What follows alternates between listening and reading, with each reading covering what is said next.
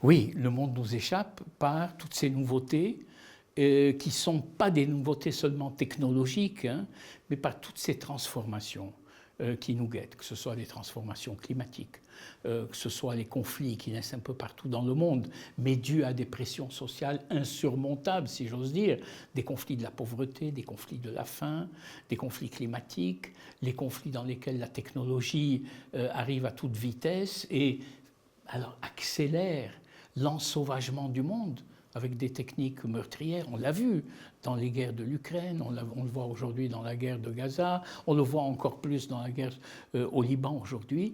Donc nous sommes guettés par un ensemble de menaces qui sont en train de surgir, auxquelles on n'a pas de réponse, notamment les réponses du droit, puisque le droit, comme vous le savez, est marginalisé, banalisé, bafoué, pour dire les choses comme elles sont.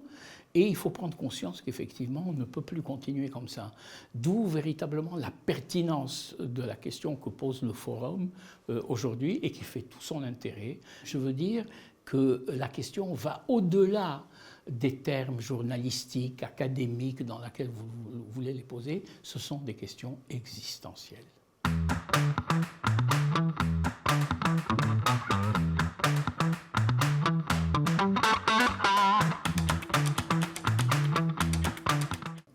Je suis professeur d'université, donc ma tâche principale c'est d'enseigner, ma tâche secondaire c'est de faire des recherches et j'ai eu la chance dans ma vie d'avoir une troisième mission qui est au fond de participer à travers des organisations internationales, comme par exemple l'Organisation internationale de la francophonie, à la mise en place de médiation internationale, notamment dans toute la partie francophone de l'Afrique, que ce soit le conflit de la RDC, le conflit de la Côte d'Ivoire. Et là, ce sont des contributions qui tendent à rapprocher les protagonistes, à essayer de trouver un langage commun, à essayer de ce que nous appelons de penser des sorties de crise. Comment on met un terme à la violence, par quel biais, comment on sort de la spirale de la violence qui, une fois qu'elle commence, il est très difficile de l'arrêter. J'ai eu aussi la chance dans ma carrière professionnelle de travailler au Quai d'Orsay. Donc j'ai été pendant quelques années le directeur du centre d'analyse et de prévision du Quai d'Orsay. Et là, effectivement, je ne peux pas tout dire, mais j'ai participé à des discussions, des dialogues, des manières d'élaborer des plans de sortie de crise, des contacts avec nos amis européens, avec nos alliés, pour essayer de trouver des solutions, au moins au début sur le papier, ensuite essayer bien sûr de les faire appliquer dans la réalité à des crises qui ensanglantent le monde et dans lesquelles la France n'est pas forcément partie prenante.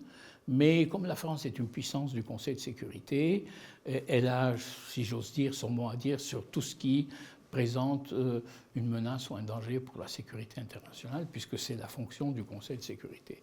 Donc c'est par ce biais que j'ai apporté ma très modeste pierre à la construction de la paix.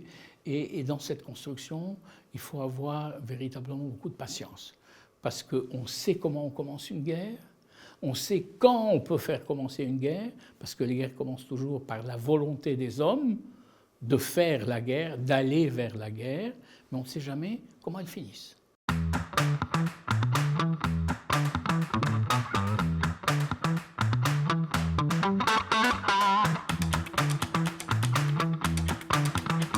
Alors moi, je voudrais leur dire d'abord de s'intéresser aux affaires du monde, ce qui n'est pas évident. Quand on a 18 ans, quand on est très motivé, bien entendu, qu'on est militant, on s'intéresse un peu à tout, mais ce n'est pas le cas de tout le monde.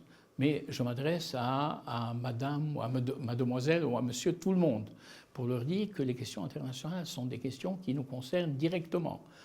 Le climat, ce ne sont pas les Américains qui vont les résoudre, parce que dans la mesure où c'est la France qui les subit. Les effets climatiques nocifs et les retombées négatives. La paix dans le monde, elle nous concerne. La guerre est en Ukraine. L'Ukraine, c'est pas loin de Caen. Hein. Kiev n'est pas loin de Caen. Donc il faut y penser. Les questions de racisme et tous les comportements négatifs, la haine de l'autre, tout ça, ça nous concerne dans nos sociétés. Mais on sent, ça monte au plan international aussi. Ça, il faut combattre. Donc il faut être engagé. Je reprends les termes d'ailleurs du président de la région qui a terminé son discours de ce matin sur l'engagement.